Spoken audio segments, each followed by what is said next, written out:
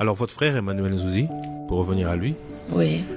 On l'arrête quand, par qui, pourquoi? On l'a arrêté par les pouvoirs qui étaient en place, par, comment dirais-je, il y avait le service de sécurité.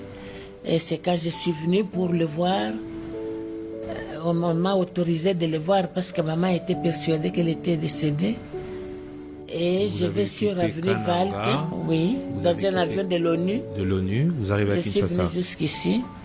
Et on m'avait logé à la guest house à Andolo, là-bas tout près de la prison. Le lendemain, je suis allée à la sécurité voir M. Nendaka, qui avait connu papa quand il venait en visite, en inspection des services à l'intérieur. Donc vous quittez Kananga ou Loulouabou, vous arrivez à Léopoldville. Je suis allée sur l'avenue Valk, et où se trouvait le bureau. C'est votre papa qui vous envoie voir non, Victor ce n'est Nendaka. pas papa. Moi, je me suis arrangée avec, vous voyez, maman pleurait. J'étais venue ici sans que papa ne le sache. Et quand j'attendais d'être reçue par Nendaka, c'est à ce moment-là que je verrai un homme mince et lancé avec un bâton de commandement à main en tenue militaire qu'on appelait Mobutu.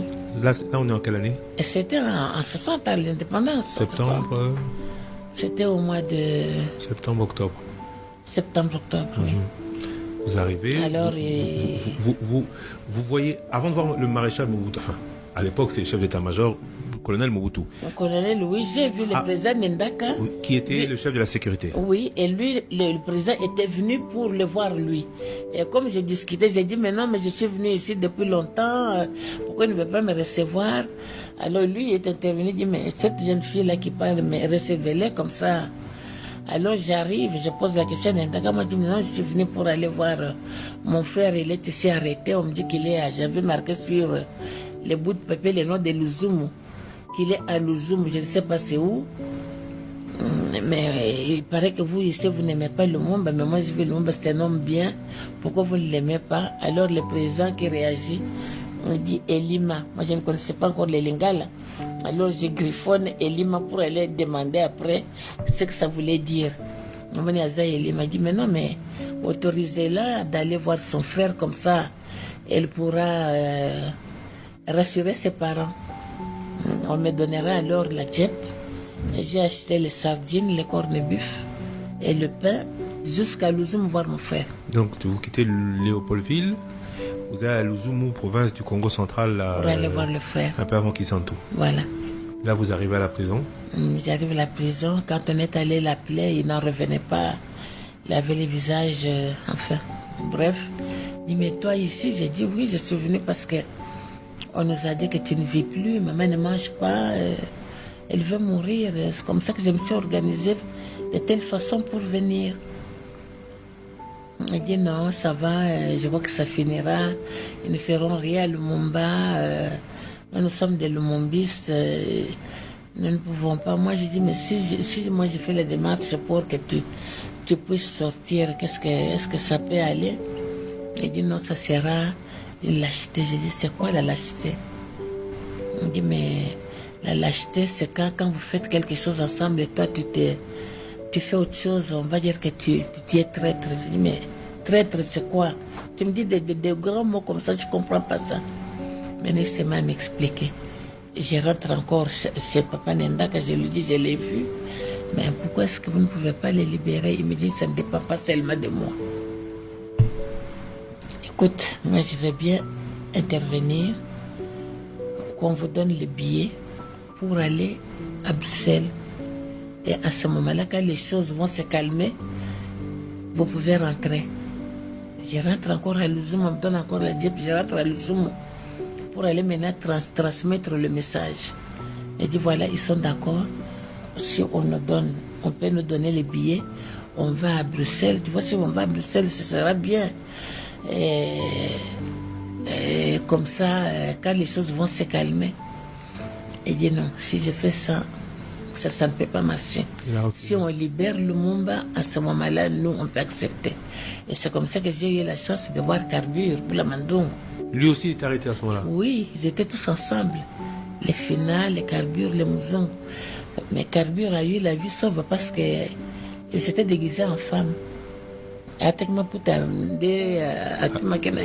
Donc, Mandungu Ah oui, a fui la prison de Luzumu oui, oui, parce qu'il s'est déguisé en femme oui, à l'époque. à l'époque.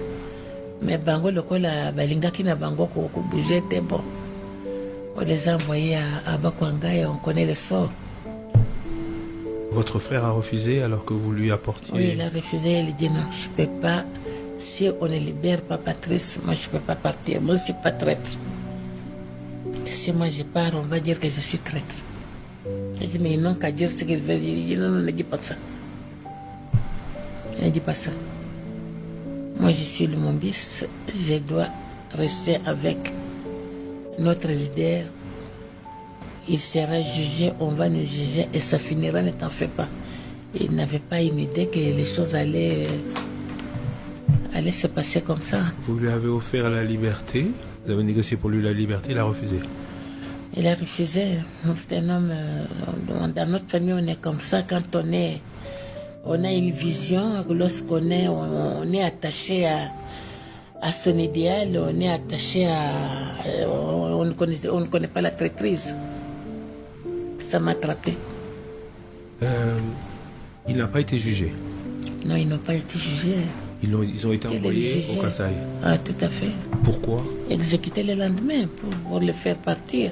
Pour être sûr que les idées de Lumumba vont s'estomper, qu'il n'y aura pas les gens aussi engagés qui vont les perpétrer. Et vous, quand est-ce que vous apprenez que votre frère a été envoyé chez Kalonji? C'était 2 semaines après. Hein. Vous étiez encore à Léopoldville ou vous étiez déjà rentré à Louabourg?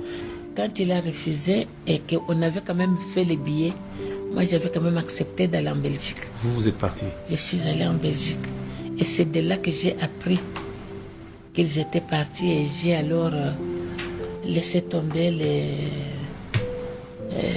les programmes que j'avais, les études pour rentrer. Parce qu'on m'avait dit que maman ne mangeait pas. Donc vous êtes parti en Belgique, mais vous apprenez là-bas donc la mort de votre frère et vous rentrez à Louabourg. Je suis rentrée à Louabourg. C'était désespéré quoi, pour la famille. Voilà. Là, nous sommes en 61. Ce sont des souvenirs très lourds.